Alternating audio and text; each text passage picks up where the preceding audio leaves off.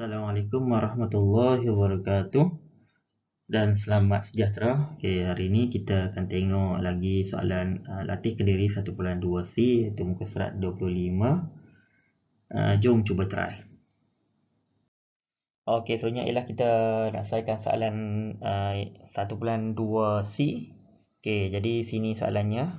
Okey, soalannya ialah rintangan bagi seutas dawai berubah dengan kerata rentas jari itu diwakili oleh J dan juga rintangan wakil oleh R. Okey, tentukan sama ada. Okey, kita kena tentukan ni sama ada R ni berubah secara longsang dengan J kuasa 2. Okey, bila berubah secara longsang kita nak tentukan. Sebenarnya kamu kena rujuk baliklah apa yang kita telah buat pada latihan 1.2B yang lalu, ya. Kita tengok balik 1.2B yang lalu. Jadi cara nak tentukan dia. Okey, jadi sini ni langkah dia seperti yang kita telah buat pada latihan 1.2B yang lepas. Kita kena create jadual sebenarnya ni. Jadi kamu kena create jadual akan dapat 1 dengan 1+2.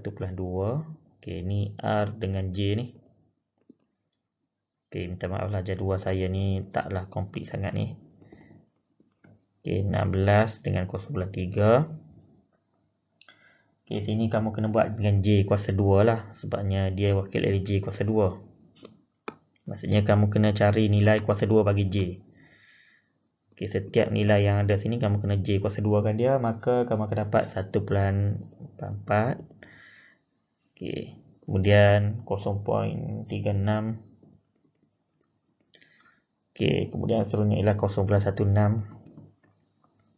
Kemudian seterusnya ialah 0.09. Ini jadual baru kamu ni. Ini jadual kamu ni. Kamu kena buat lebih elok lagi lah. Saya ni tak pakai pembaris ni. Dia bila kena buat jadual kena pakai pembaris. Okey, kena pakai pembaris lah baru elok sikit. Okey, seterusnya kita nak tahu dia berubah secara longsang, maksudnya nilai K tu mesti sama lah. Jadi sini untuk nilai K dia kalau kita buat dalam bentuk R berkadaran dengan 1 dengan J kuasa 2 ni. Okey, maksud dia adalah 1 sama dengan K per J kuasa 2. Maka sebenarnya nak dapat nilai K tu K sama dengan R J kuasa 2. Jadi kita kena darab lah R dengan J kuasa 2 ni.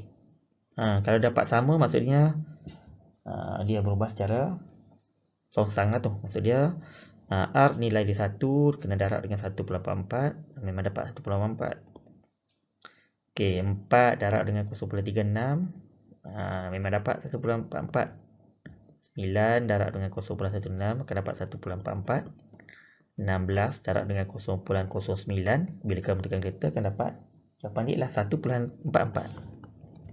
Maka apa kesimpulan kita boleh buat sini ialah R berubah secara longsang dengan J kuasa 2. Okey, yang ni saya nak tunjuk saja ni. Yang ni kita tak tahu lagi ni. Tapi sebab nak cari nilai K ni, K sebenarnya merujuk pada dua boleh ubah yang bila darabkan maka akan dapat nilai yang sama. Okey ni, RJ kuasa 2. Okey, soalan B. Okey, soalan B kita kena hitung nilai jejari dia. Okey, nilai jejari dia kita kena cari. Jejari tak tahu berapa, tapi diberi R sama dengan 25. Maka sini bila kita dah dapat dalam bentuk persamaan K kita dah dapat dah. K maksud dia 1.84. Kita ambil balik ni. Yang kita dapat pada persamaan dia ni, maksud dia tadi kita dapat R berkadaran dengan 1 per J kuasa 2. Maka R sama dengan K per J kuasa 2. K kita yang dapat tadi ni, R sama dengan K kita ialah berapa tadi ni? 1.44 per dengan J kuasa 2. Okey, sinilah caranya kita nak gantikan nilai. Okey, R kita adalah 25 sama dengan 1.44 J kuasa 2. Okey, nak cari nilai J kuasa 2, nak cari nilai jejari dia, jadi kena ada J kuasa 2 sama dengan 1.44 per dengan 25. Okey, seterusnya kamu pun kena tekan kalkulator kamu ni. 1.44 per dengan 25. Akan dapat jawapan dia ialah 0.0576. Okey, jadi nak dapat J dia sini ni, maksud dia sini kita kena punca kuasa 2 kan dia. Jadi sini kamu kena punca kuasa 2 lah dia ni. Okay, nak dapat nilai J sini ni. Okay, J ni saya tunjuk sini J kuasa 2. Nak hapuskan dia nak jadi J, kamu kena buat punca kuasa 2 kan dia. Okay, jadi bila punca kuasa 2 di sebelah kiri, maka sebelah kanan pun punca kuasa 2. Sebab yang ni baru nilai J kuasa 2. Seterusnya saya buat naik sikit ni. Jadi sini akan dapat J dia sama dengan bila kita tekan kalkulator, punca kuasa 2 bagi 0.0576. Jawapan dia ialah 0.24. Okey, selesailah untuk soalan nombor 1. Baiklah, seterusnya ialah soalan nombor 2. Okey, kita kena betul-betul faham soalan dia. Bilangan kubus ialah B berubah secara songsang dengan kuasa 3, sisinya diwakili oleh P. Okey, soalannya ialah jika B sama dengan 16, P apabila P sama dengan 1/5, maka kena hitung nilai P apabila B sama dengan 250. Okey, sini sebenarnya kamu bolehlah buat dalam bentuk jadual pun boleh ni. Sebenarnya kamu buat dalam bentuk jadual. Okey, buatlah dalam bentuk jadual sini ni. Mula-mula B dengan P. Okey, bila B 16, jika B 16, P dia 1/5. Okey, dia suruh hitung nilai P. Okey, P tak tahu berapa. Apabila B sama dengan 250. Okey, itulah dalam bentuk jadual kalau kamu nak wakilkannya. Okey, jadi sini seterusnya ialah kita buatlah dalam bentuk hubungan ubahan. Okey, B berubah secara songsang dengan 1/P kuasa 3. Kuasa 3 bagi P berubah secara songsang, jadi B sama dengan K per dengan P kuasa 3. Okey, seterusnya nilai B yang pertama kita gantikan nilai. Ini yang paling penting ni. Kita kena gantikan nilai 16 dengan 1/5. Okey, jadi sini B dia 1/5. B dia 16 sama dengan K per dengan P dia ialah 1/5 kuasa 3.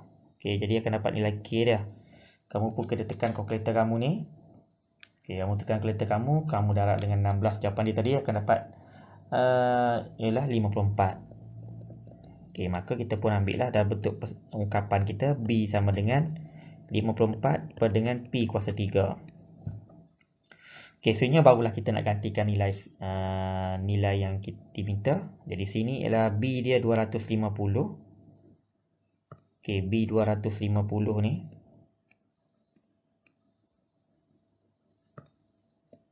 $250 dengan P ni. Jadi kita gantikan nilai.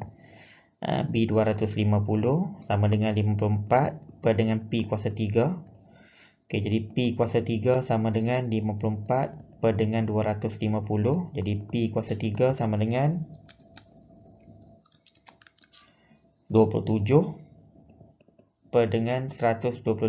Ataupun kita boleh buat dia P kuasa 3 sama dengan jawapan dia ialah 0.216.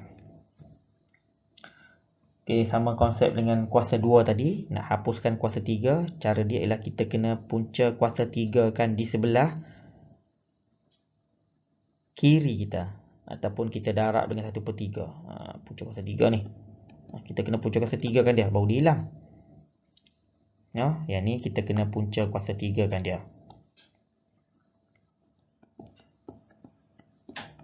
Maka bila sebelah kiri punca kuasa 3, sebelah kanan pun punca kuasa 3. Maka bila kita tekan kalkulator kita, punca kuasa 3 bagi 0.216, maka jawapan dia kamu akan dapat P sama dengan 0.6. Ataupun boleh buatlah dalam bentuk pecahan. P sama dengan 3/5. Okay. Boleh pilihlah sama ada nak buat dalam bentuk pecahan pun boleh, dalam bentuk perpuluhan pun boleh, tak ada masalah lah, bergantung pada kehendak soalan. Okey, selesai soalan nombor 2. Okey, baiklah, soalan terakhir untuk 1.2C iaitu soalan nombor 3. Okey, sama juga soalannya ialah bilangan ayunan. Ayunan dia diwakili oleh A berubah secara songsang dengan punca kuasa 2 bandul itu diwakili oleh P. Kemudian bilangan dia, ada lagi ayat yang seterusnya, bilangan ayunan ialah 9 apabila panjang dia ialah 36. Soalannya ialah dia minta kita hitung panjang bandul sekiranya bilangan ayunan dia ialah 15. Jadi kena hati-hatilah dengan perwakilan dia sini ni. Bilangan ayunan wakil dia ialah A. Manakala panjang diwakili oleh P. Kita boleh buat dalam bentuk jadual sini ni. Buat dalam bentuk jadual. Buat dalam bentuk jadual supaya kita mudah nampak perwakilannya. A dan juga P. Diberi bilangan ayunan tu diwakili A dengan 9 nilainya. Kemudian apabila panjang dia 36. Sebenarnya satu lagi nilai ialah hitung panjang bandul. Panjang bandul tu diwakili oleh P. Bilangan dia ialah 15. Ni panjang sangat jadual ni. Yang tu. Sebenarnya barulah kita buat dalam bentuk hubungan ubahan. Jadi A berkadaran secara seongsang dengan 1 per dengan punca kuasa 2 bagi P. Macam biasalah kita buat dalam bentuk persamaan A sama dengan K per dengan punca kuasa 2 bagi P. Nilai A yang kita ada pada maklumat yang pertama ni ialah A9 P36. A9 per dengan P dia ialah punca kuasa 2 bagi 36. Maka bila kita hitung balik sini ni akan dapat K sama dengan 9 darab dengan punca kuasa 2 36. Maka akan dapat dia sini ialah K sama dengan 54. Seterusnya bila kita dah dapat yang tu tak ada masalah lah. Bila dapat nilai K maka kita ambil lah yang ni. Ungkapan kita kena buat dalam bentuk ungkapan lah. A sama dengan 54 per dengan punca kuasa 2 bagi P. Masukkan nilai. Mana A dia 15 sama dengan 54 per dengan punca kuasa 2 bagi P.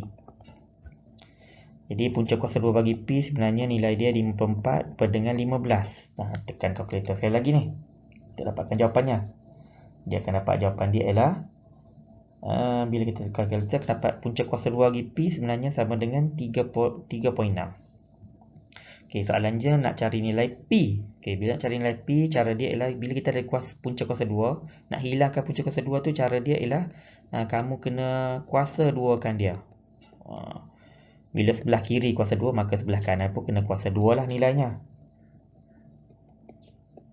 Maka akan dapat nilai P sama dengan 3.6. Kita kena kuasa 2 kannya, akan dapat 12.96. Selesailah soalan 12.96 cm. Jawapan dia. Selesai soalan 1.2 C.